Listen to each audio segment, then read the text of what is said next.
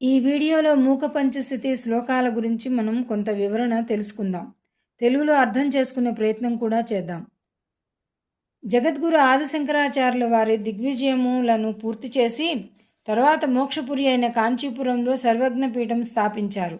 అదే మన కంచి కామకోటి పీఠంగా పిలుస్తారు. ఆదిశంకర్ల తర్వాత అనేక మంది ఆచార్యులు అధిష్ఠించారు. ఈ ఆచార్య పరంపరలో 20వ పీఠాధిపతిగా ఉన్నవారు శ్రీ మూక శంకరేంద్ర సరస్వతి స్వాముల వారు. వీరినే మనం మూక శంకర్లను కూడా అంటాం. మూక శంకర్లు పుట్టుకతోనే మూగా చెముడు ఉన్నవారు. అందుకనే వీరిని మూక కవి అనేవారు.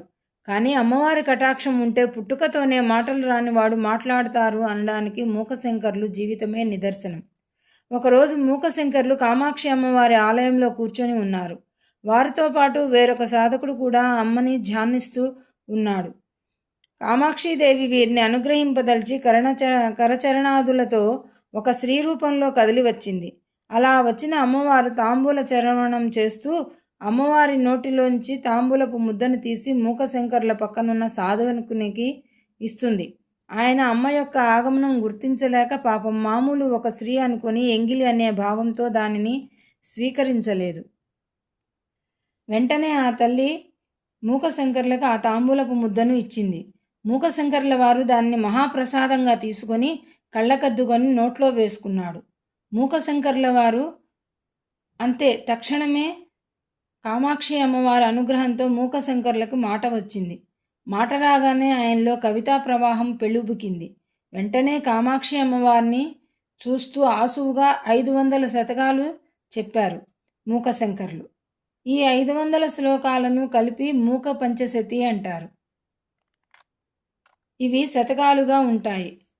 1 ఆర్యా శతకము, 2 స్తుతి శతకము, 3 కటాక్ష శతకము, 4 మందస్మిత శతకము, 5 పాదారవింద శతకము. అమ్మ అనుగ్రహంతో మాటలు వచ్చి 5 శతకాలతో అమ్మను స్తోత్రం చేసిన తర్వాత కామాక్షి అమ్మ ఏమి వరం కావాలో కోరుకోమన్నది. అమ్మా, నోరు లేని వారి చేత ఇంత స్తోత్రములు చేయించి అనుగ్రహించావు.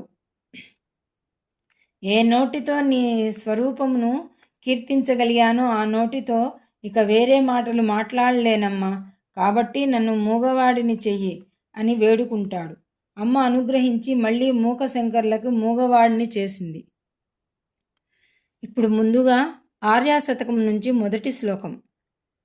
కారణ పరిచిద్రూపా కాంచీపురసీమ్ని కామపీఠగత కాచన విహరతి కరుణా కాశ్మీరస్తబక కోమలాంగలత.